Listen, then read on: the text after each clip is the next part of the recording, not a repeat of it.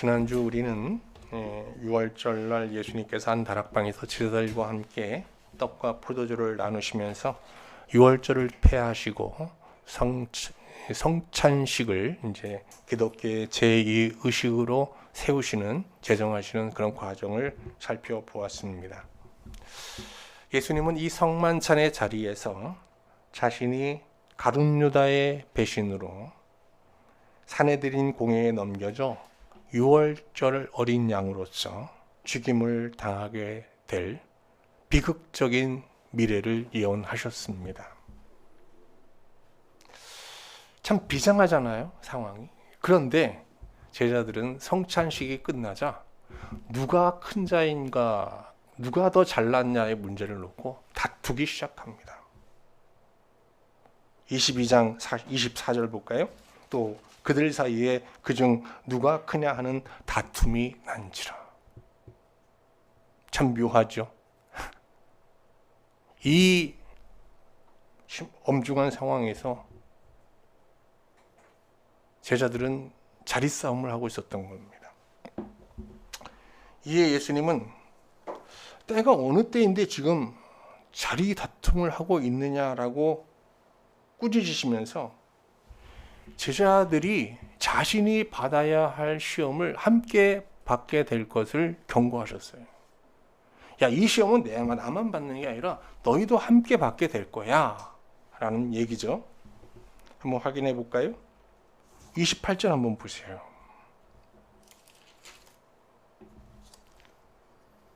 너희는 나의 모든 시험 중에 항상 나와 함께한 자들인즉 그랬어요. 그러면 제자들이 예수님과 함께 받게 될 시험이라는 게 뭐겠어요? 우리가 시험 중에 가장 큰 시험이 뭐겠어요, 여러분? 죽음의 위협을 받는 시험 아니겠어요?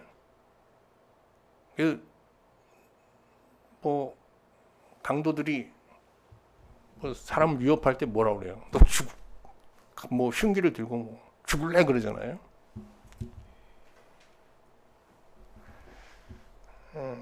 이 죽음의 위협을 받는 시험은 인간의 힘으로 정말 감당하기 어려운 시험이죠.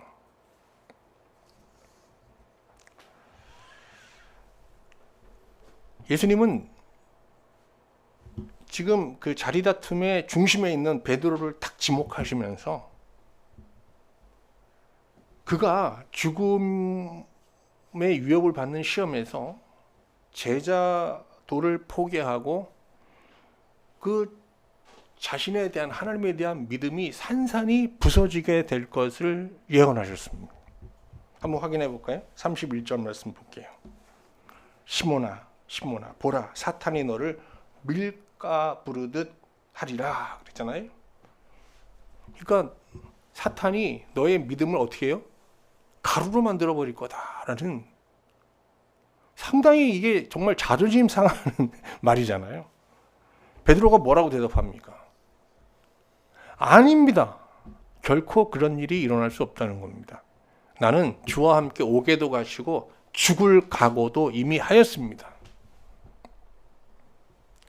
근데 주님은 물러서지 않고 내가 오늘 다 울기 전에 나를 3번 부인하게 될 거다 라고 하시면서 그가 사탄의 시험에 들어서 예수님을 부인하게 될 것을 아주 단호하게 확정적으로 말씀하셨습니다. 이어 다른 제자들을 보시면서 정말 좀 우리가 이해하기 힘든 권면을 하시는데요. 겉옷을 팔아서 칼을 사라라는 말씀을 하십니다. 한번 볼까요? 22장 36절 후반절인데요. 검 없는 자는 겉옷을 팔아 살지어다 그러시죠? 여러분, 이 팔레스타인 지역에서 이 겉옷이라는 것은 낮에는 옷으로 입고요, 추운 밤에는 유목 생활을 하는 사람들, 특히 나그네들에게는요, 이게 하나의 이불 같은 역할을 하는 거거든요. 그래서 서민들에게는, 특히 여행자에게는 이게 없어서는 안 될 필수품입니다. 그래서 율법은 이 겉옷을 저당 잡히는 것을 금하고 있어요. 왜? 이것은 생존의 위협을 당하게 되기 때문입니다. 근데 이런 겉옷을 팔아서 검을 사라고 말씀하시는데, 여기서 검은요, 그냥 이렇게 우리가 품에 품고 다니는 단검, 이렇게 짧은 검이 아니라 마카이라라고 하는데요, 허리에 차고 다니는 큰 칼을 말합니다. 큰 칼을. 아니, 겉옷을 팔아서 이 시험의 때를 대비하여 큰 칼을 준비하라라는 말씀이에요. 여러분, 이게 평화의 시대, 이게 일반적인 상황에서는요, 겉옷을 팔아서 검을 사는 일은 굉장히 우매한 짓입니다. 이게 바보 같은 짓이에요. 그 칼로 밤의 추위를 이길 수 없잖아요. 그런데 이게 전쟁의 때는 다릅니다. 전쟁의 때 겉옷을 팔아 칼을 구입하는 것은, 이게 전쟁이라는 위기 상황을 아주 제대로 준비하는 거죠. 왜 그렇습니까? 밤의 추위를 대비하는 것보다 적의 칼로부터 자기를 지키는 것이 더 시급하고 중요하기 때문인 거죠. 그러니까 겉옷을 팔아 검을 사라라는 예수님의 말씀은 죽음을 위협하는 시험의 때를 검을 준비하여 대비하라는 말씀이잖아요. 여기서 그럼 예수님 말씀하시는 검이란 무엇을 말하는 걸까요? 물론 이게 무기로서의 검을 말하는 것은 아니겠죠. 여기서 검은 영적인 검, 즉 시험을 극복할 수 있는 믿음의 검을 말합니다. 그런데 이 믿음의 검은 항상 기도와 연관되어 있어요. 예수님께서 32절에 이런 말씀을 하시잖아요. 한번 확인해 볼까요? 그러나 내가 너희를 위하여, 그러니까 베드로가 이제 사탄의 시험을 들어서 이제 제자도에서 이탈하게 된다는 거잖아요. 그렇지만 그게 끝이 아니라는 거야. 내가 너를 위하여, 베드로 너를 위하여 내 믿음이 떨어지지 않기를 기도하였다. 너는 돌이킨 후에 내 형제를 붙게 하리라 그랬어요. 그런데 예수님은 제자들에게 기도로 믿음의 검을 준비해라 이렇게 말씀하지 않고, 은유적인 표현을 빌어서 겉옷을 팔아 검을 준비하라고 말씀하신 거예요. 그러니까 겉옷을 팔아 검을 사라는 것은 겉옷 안에서 우리가 누려야 할 달콤한 쉼, 단잠, 이걸 포기하면서 어떻게 하라는 거예요? 기도하라는 거예요. 열정적으로 간절히 기도해야 한다. 그래야 믿음의 검을 받을 수 있다. 기도의 응답으로 받을 수 있다. 이런 아주 절박한 메시지죠. 그런데 그 제자 중에서 이 말을 듣고 있던 일부 제자가요, 여기 검이 있습니다 하면서 품에서 검을 탁 꺼냈는데 두 자루를 꺼낸 거예요. 그러면서 그들의 영적 무지를 그대로 드러냅니다. 여기서 웃어야 되는데 아무도 안 웃으시는데. 그러니까 예수님께서 뭐라고 했어요? 한번 볼까요? 38절. 그들이 여짜오되 주여 보소서 여기 검 둘이 있나이다. 했더니 예수님께서 뭐라고 그러십니까? 족하다 그래요. 이 족하다는 것도 문자적으로 해석하시면 안 됩니다. 야, 이 검 두 자루면 이 시험할 때 이길 수 있겠구나 이런 얘기가 아닙니다, 여러분. 그런 검 100자루가 있든 수백 자루가 있어도 그 시험 못 이기는 거죠. 하나님의 차원에서 시험을 이긴다는 건 그런 승리가 아니잖아요. 물리적 승리를 말하는 게 아니잖아요. 그럼 여기서 족하다는 건 무슨 말씀이세요?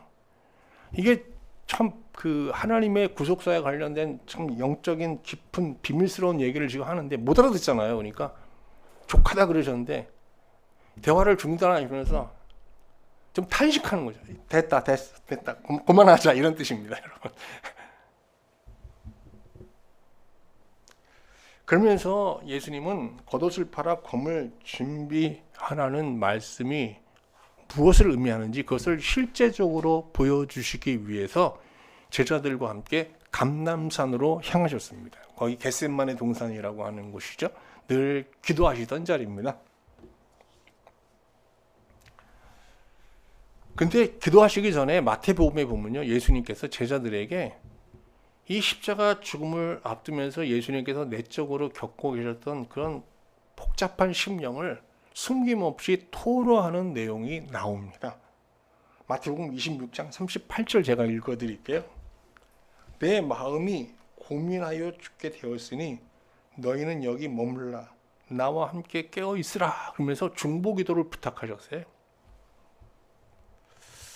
예수님께서 십자가 죽음 앞에서 한 인간으로서 겪어야 할 그런 고독, 고뇌, 죽음 앞에서의 두려움, 불안 이런 감정을 제자들한테 그대로 숨김없이 드러내신 겁니다.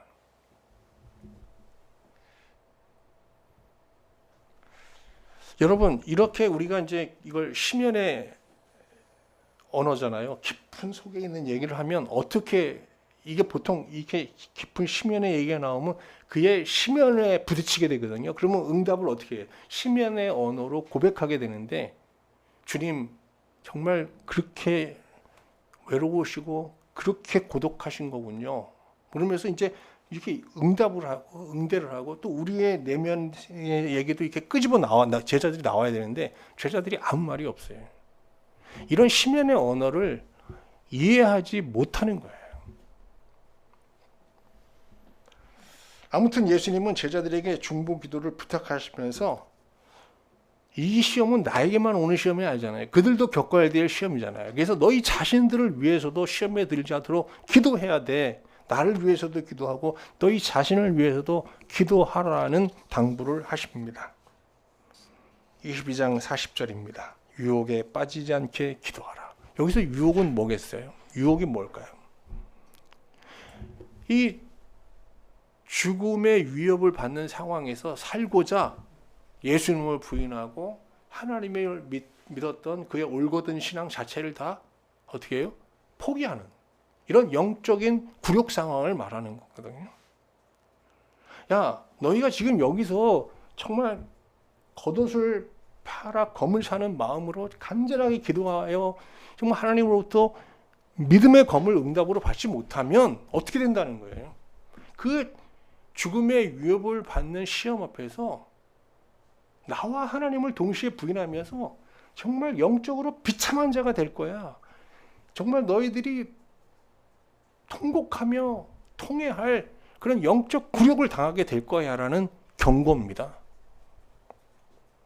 그러면서 예수님은 제자들과 좀 떨어진 곳에 가셔서 기도하셨는데 왜 떨어진 곳에서 기도하셨을까요? 이 기도라는 건요, 미사옥으로 이렇게 아름다운 얘기를 하는 곳이 아니거든요. 고상한 기도를 하는 게 아니에요. 예수님께서 그 마음에 있는 그런 불편함들, 부정적인 감정들 그냥 하나님 앞에 다 토설하는 거거든요. 그러니까 그건 다른 사람이 들을 때 굉장히 불쾌하고요. 또 다른 사람한테 이렇게 듣게 하고 싶지도 않은 거죠. 여러분, 하나님 앞에 우리가 마음 깊은 곳에서 기도하는 자리는요, 그렇게 여러분 고상하면 안 돼요. 지저분해야 돼요. 기도가 여러분 아름답게 그럴듯하게 기도하면 사람도 속고 자기도 속는 거예요. 그거 기도가 아니에요. 이게 좀 하나님과 이렇게 통하는 기도는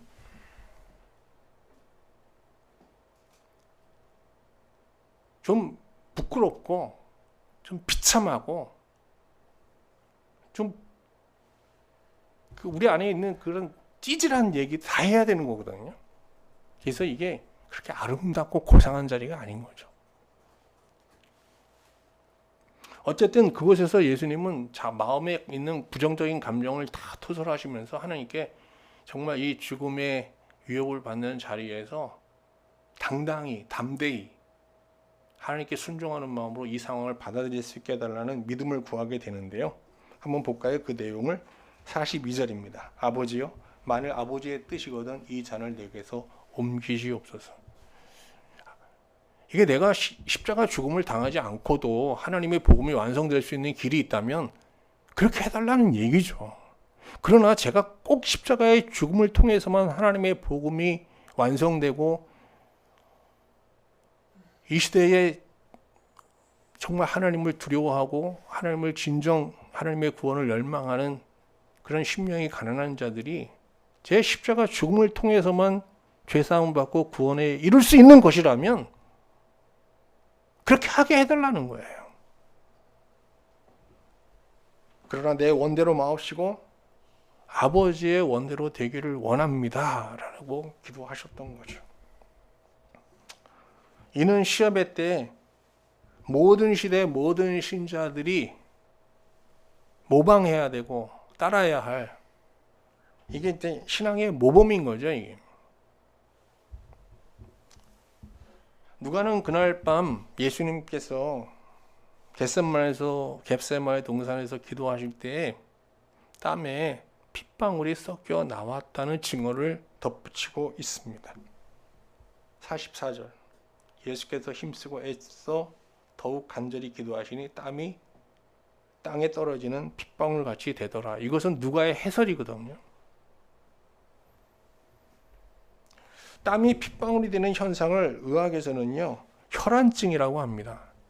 그러니까 이게 극한 정신적 스트레스를 받으면 이 모세 혈관이 이게 파괴되면서 특히 이 땀샘에 있는 모세 혈관이 파괴되면 그 땀에 피가 섞여 나올 수 있다고 해요. 그래서 그 땀에 붉은 기운이 이제 돌게 되는 거죠. 예수님은 겟세마네 동산에서 정말 극한 정신적 스트레스를 받으셨던 거죠. 땀샘에 있는 모세 혈관이 파괴될 정도로 말이죠. 저도 요새 뭐 건강을 위해서 이제 좀 슬로우 조깅을 하고 있어요. 그러면 뭐 땀이 범벅이 되죠. 우리가 건강을 위해서도 이렇게 일정 운동을 해야 되고 땀을 흘려야 되잖아요. 우리가 정말 온전한 믿음을 지키기 위해서도 기도해야 되고요. 그 기도하면서 정말 좀 땀을 흘려야 되고, 기도하면서 좀 기도로 인한 어떤 좀 몸에 고통이 좀 있을 정도로 기도해야 되는 거거든요. 그래야 믿음이 생기는 거죠.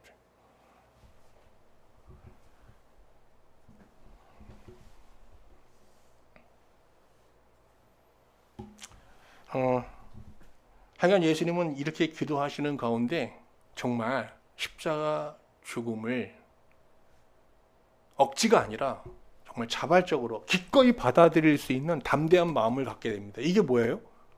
하나님이 주신 믿음의 검. 이게 하나님이 주신 시험의 때에 주시는 기도의 응답인 거죠. 우리가 상황적인 기도는 그 기도의 응답이 항상 미래에 있잖아요. 뭘 해주십시오 하면 그 미래에 알 수 있어요. 그러나 이렇게 심미적 기도, 영적인 기도의 응답은 즉시 받을 수 있는 거예요. 어디서? 우리 마음으로 바로 확인할 수 있는 거예요.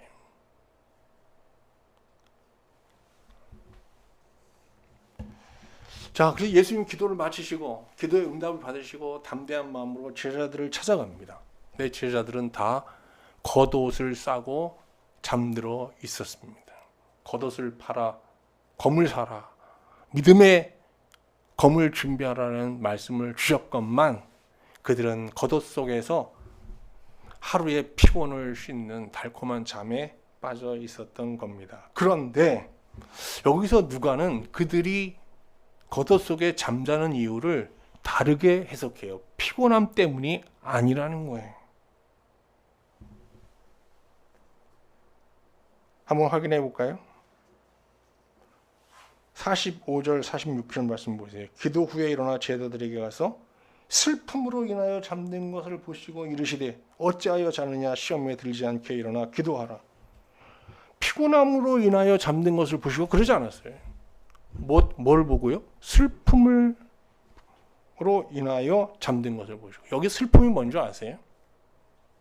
이 슬픔은 여러 가지로 해석하는데 여긴 비겁함이라는 뜻도 있어요. 뭔지 아세요? 지금 자신한테 올 시험, 예수님이 그렇게 말씀하셨잖아요. 그걸 어떻게 해요? 직시하는데 두려운 거예요. 그럴 용기가 없는 거예요. 그리고 어떻게 자신들의 그 영적 실상, 그 시험을 결코 감당할 수 없는 자신들의 연약함을 직면할 용기가 없었던 거죠. 그래서 어떻게 해요? 회피하고 싶은 거예요. 근데 회피하는, 현실 회피의 가장 좋은 방법이 뭔지 아세요, 여러분? 잠자는 거예요. 왜 사람들이 술을 마시는 줄 아세요? 그 잠이랑 똑같은 거예요. 회피하는 거예요. 현실을 직시하고 싶지 않은 거예요. 그래서 저는 뭐 크리스찬들이 술을 한두 잔 할 수 있다고 생각해요. 사교와 사귐을 위해서는. 그러나 그 현실을 회피하고 위해서 술을 먹는 거는요. 이거는 아주 이건 비신앙적 행위예요. 달리 말하면 우리가 우리의 미래와 현실과 그리고 우리의 영적 실상을 정말 직시하면 어떻게 되는 줄 아세요? 슬퍼집니다. 그리고 그 슬퍼지면 어떻게 돼요? 어떻게 되겠어요? 기도하게 됩니다. 어떻게 기도하게 돼요? 예수님처럼 간절히 겉옷을 팔아 일상의 안락함을 포기하면서 기도에 전념하게 되고 간절히 하나님께 그 무엇을 영원한 것, 온전한 것을 구하게 되는 것이죠. 그래서 우리가 뭐 기도하지 않은 사람한테 기도하라 그러기 전에 먼저 깨어 있으라고 얘기해야 되는 거예요. 예수님께서 항상 그러잖아요. 기도하기 전에 깨어 그러잖아요. 깨어가 뭡니까? 현실과 자기의 영적 상태와 실상을 직시하라는 거예요.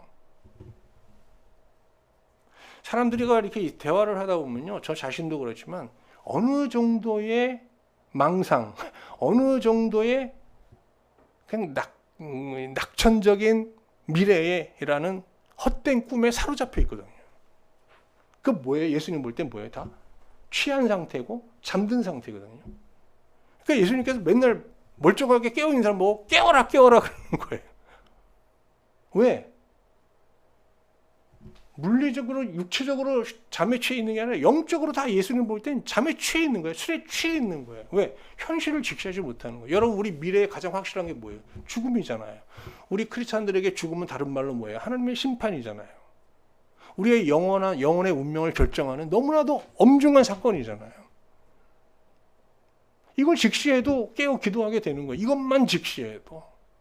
그런데 그것뿐이 아니잖아요. 우리 하루하루가 일주일 동안에도 여러 가지 우리가 시험을 당하게 될 거 아니에요? 여러분 그렇잖아요. 우리가 조금만 생각하면 오는 한 주 겪어야 될 월요일부터 토요일까지 겪어야 될 여러 가지 시험이 다 예상되잖아요. 가정에서, 직장에서, 사업 현장에서, 또 내가 만나는 사람들 관계 속에서, 또 우리가 사는 이 지금부터 무더위 속에서 불쾌지수가 올라가면서 사람들에게 일어날 여러 가지 갈등들 다 예상할 수 있어요. 그러면 어떻게 돼요? 기도해야 되겠네. 이거 이렇게 그냥 이렇게 한 주 살면 안 되겠네 하고 깨어나게 되거든요. 그러면 어떻게 돼요? 기도하게 되는 거예요.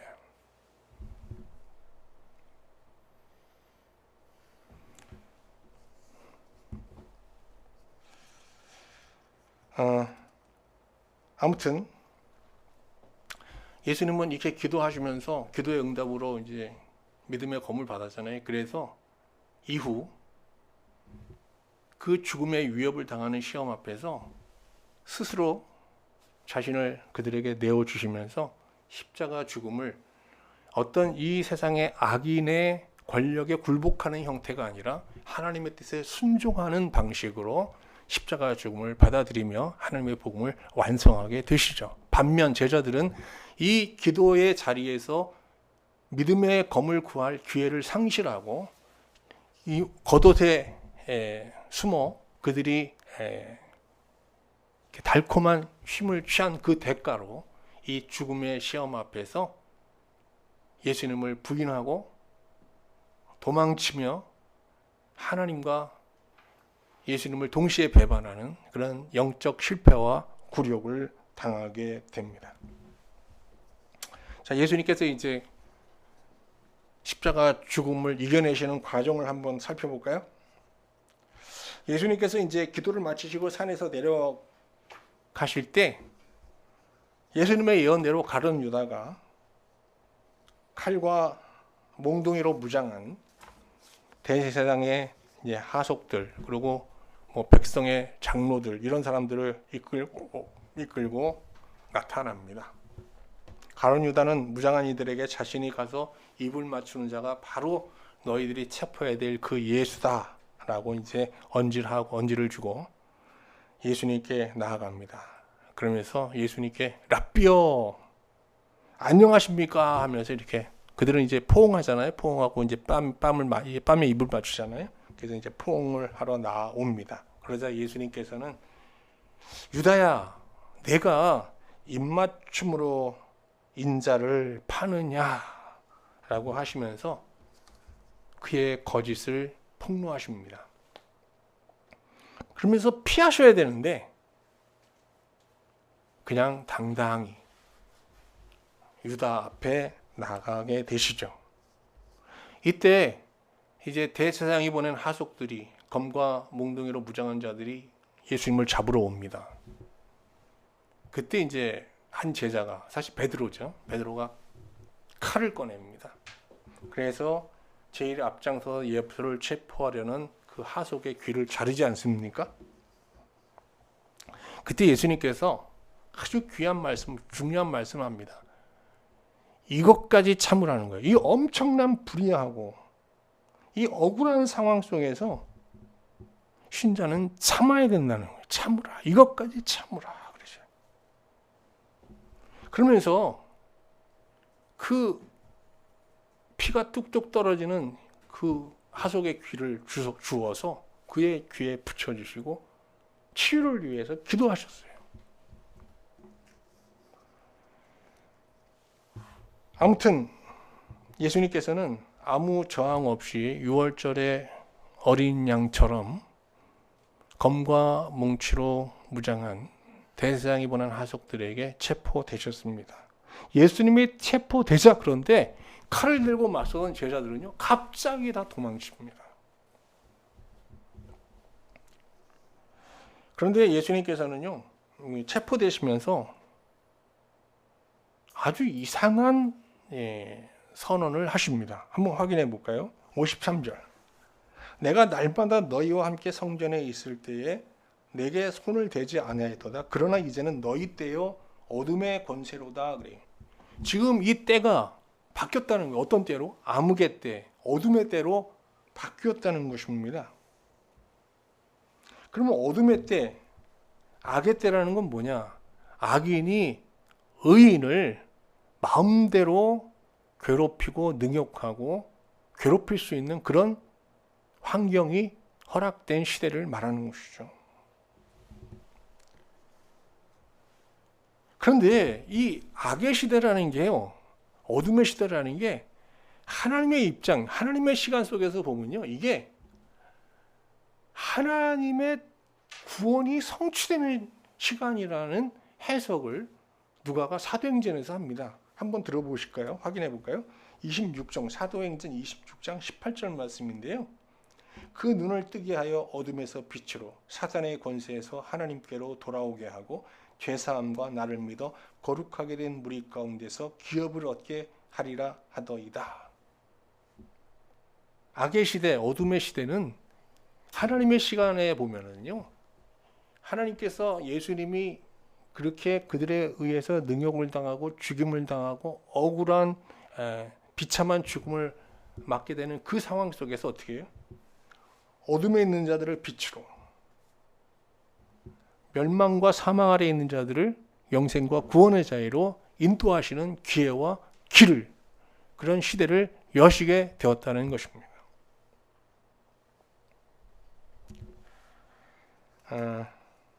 이제 말씀을 마치겠습니다.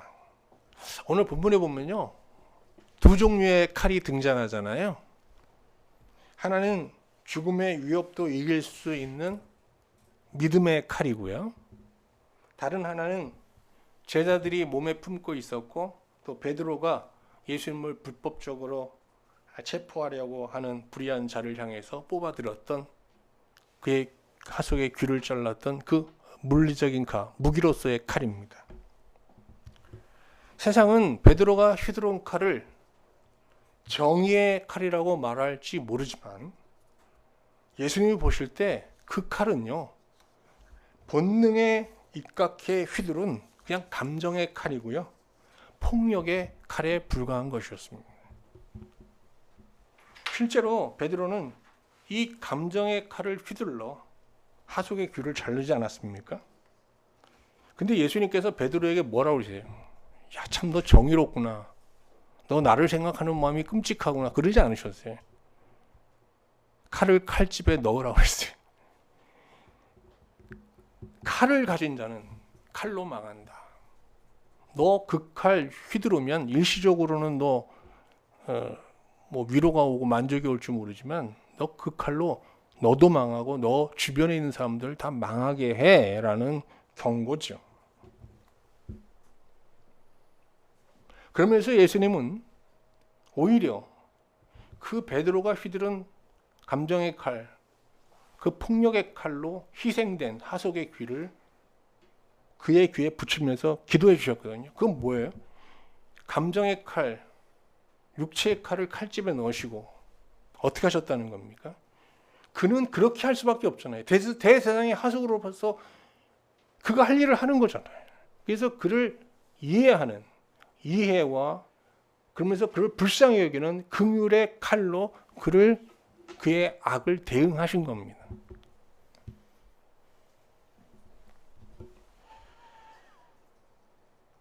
오늘 베드로가 칼을 휘둘러 하속의 귀를 잘랐을 때 예수님이 하신 말씀 우리가 꼭 명심해야 될 것 같아요.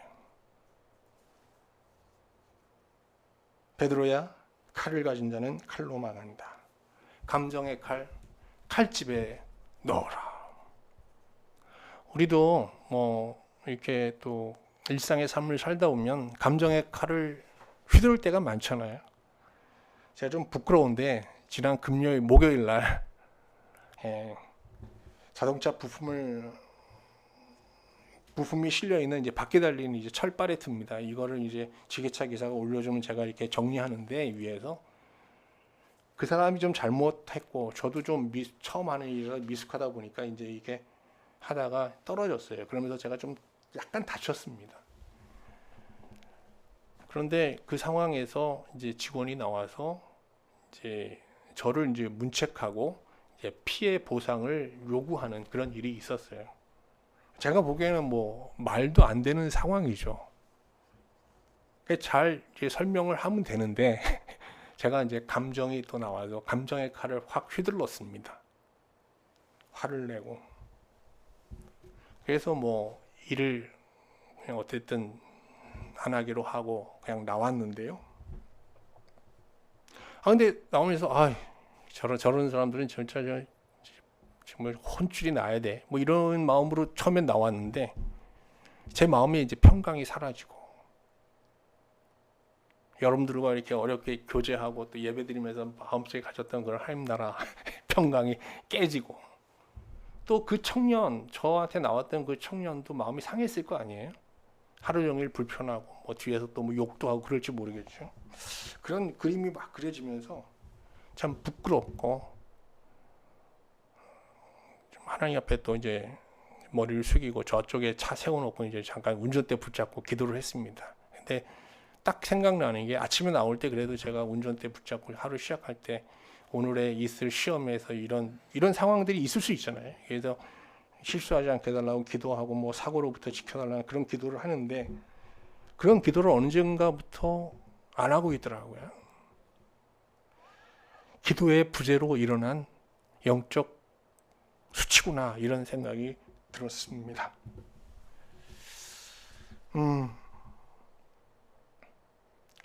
신자가 뭐 저도 감정의 칼 뭐 갖고 있지만 여러분도 다 갖고 계시죠 마음속에. 이거는 어디서 풀어야 되는가 하면 기도의 자리에서 풀어야 돼요. 기도에. 그리고 일상의 삶 속에서는 우리의 감정의 칼은 항상 칼집에 있어야 되는 거죠. 그런데 말이에요. 요한복음에 보면요.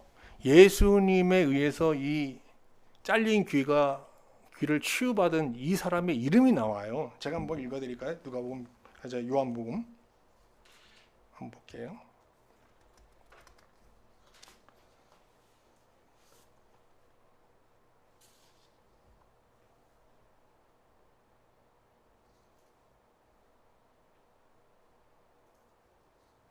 요한복음에 보면 제가 갑자기 여기 원고에서 못 찾겠네.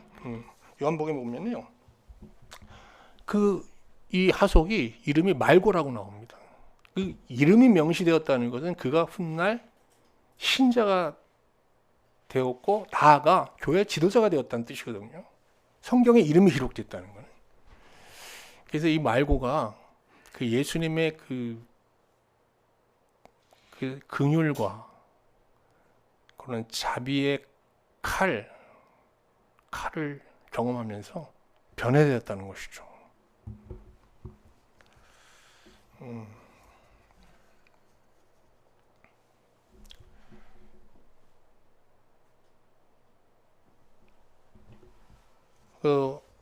이제 우리가 다 볼지는 않았지만 제자들이 다 예수님이 체포될 때 도망가잖아요. 그런데 베드로는 사실 도망가지 않고 대제사장의 뜰까지 들어갔어요. 따라갔어요, 예수님을. 누가복음 22장 54절 보면 예수를 잡아 끌고 대제사장의 집으로 들어갈 때 베드로가 멀찍이 따라가니라. 가까이 따라가지는 않았지만 멀찍이나마 따라갔습니다. 그런데 그는 그곳에서 예수님의 말씀대로 말이죠. 예수님을 어떻게 해요? 3번 부인하게 돼요. 근데 이 부인하는 과정을 보면 한 여종 앞에서 이제 예수님을 부인하는데 이게 이제 원어에 보면요. 3번 이게 점점 부인하는 강도가 커져요. 마지막에는 어떻게 하면 예수님을 저주하면서 부인합니다. 얼마나 이게 부끄러워요. 그때 베드로가 통곡을 하면서 나오지 않습니까? 여기서 잘 보시죠. 한번 보세요. 뭔가 하면 예수님께서 우리 제자들, 우리 신자들에게 기대하는 게 정말 너무 크잖아요. 우리한테 기대하는 게. 근데 예수님께서 우리를 용납하는 그 선은 어딘가 하면요. 예수님 앞에 우리가 가장 큰 죄는 뭐예요? 배신하는 거잖아요. 근데 가룟 유다도 배신했잖아요. 제자들도 배신했고요. 베드로도 배신했어요. 베드로 사실 예수님께 저주하며 예수님을 배신했거든요. 그런데 용서받았어요. 다시 교회 지도자가 되었어요. 어떻게? 그는 그 배신의 자리에서 그 극한 부끄러운 죄의 자리에서 어떻게 했어요? 통곡했어요. 통회했어요. 그래서 정말 그 하나님 예수님께서 우리에게 기대하시는 그 높은 영적인 최고점과 우리를 용납하시는 그 최하의 그 최하점과의 이 간격을 보면요, 정말 하늘과 땅처럼 차이가 큽니다. 여러분 우리가 베드로나 제자들처럼 또 일주일 살아가면서 시험에 들 수 있어요. 유혹에 빠질 수 있어요. 그러나 낙심하지 말아야 돼요. 왜? 예수님께서 우리를 위해 기도하고 계시고 언제든지 통회하고 자복할 때 주님은 우리를 다시 용납하셔서 어디에? 베드로처럼 영적 지도자의 자리에, 영적인 승리자의 자리에 우리를 앉히실 것이 분명하기 때문입니다. 여러분 이 믿음을 가지셔야 돼요. 자, 이제 말씀을 마치겠습니다. 저는 오늘 말씀을 보면서 이 3가지 기도 제목을 가지고 이 한 주를 좀 살아야 되겠다라는 생각을 해보게 됩니다. 첫 번째는요, 한 주 동안 내가 겪을 시험과 나의 영적 실상을 좀 직시하고 깨어 있게 해달라는 기도입니다. 왜? 깨어 있으면 기도하게 되니까요. 깨어서 살자. 여러분 오늘 말씀 들으면서 깨어나셨나요? 깨셔야 돼요. 그래야 참된 기도의 자리에 나갈 수 있습니다. 두 번째는요, 억울하고 불의한 상황이 왔을 때 예수님처럼 말고의 잘린 귀를 회복해 준 예수님을 기억하면서 감정의 칼을 정말 칼집에 넣고 어렵지만 정말 이해와 긍휼의 칼을 꺼내려고 우리가 노력이라도 해볼 수 있게 해달라는 그런 기도를 해야 되겠다는 겁니다. 세 번째는요, 혹 베드로처럼 시험에 들어 영적 구령을 당할 때에도 낙심지 말고 다시 기도의 자리로 나아가게 해달라는 겁니다. 그 실패자물에 머물지 말고 나아가야 한다는 겁니다. 또 뻔뻔스럽게 나가야 된다는 거죠. 오늘 저는 설교 제목을 운명을 결정짓는 2칼이라고 잡아봤는데요. 오늘 말씀 보면서 결국 이 2칼에 의해서 우리 신자의 운명은 결정되는 게 아닌가 하는 생각을 하게 됐기 때문입니다. 기도합시다. 그죠? 그래서 믿음의 칼로 시험의 때 우리에게 닥쳐올 시험들 대비하며 살았으면 좋겠고요. 또 하나는 정말 이 감정의 칼을 칼집에 꽉 넣어놓고 어떻게든지 예수님이 우리에게 주시고자 했던 그 이해와 긍휼이라는 그 칼을 정말 이 세상에 좀 휘두르면서 살 수 있기를 소망합니다.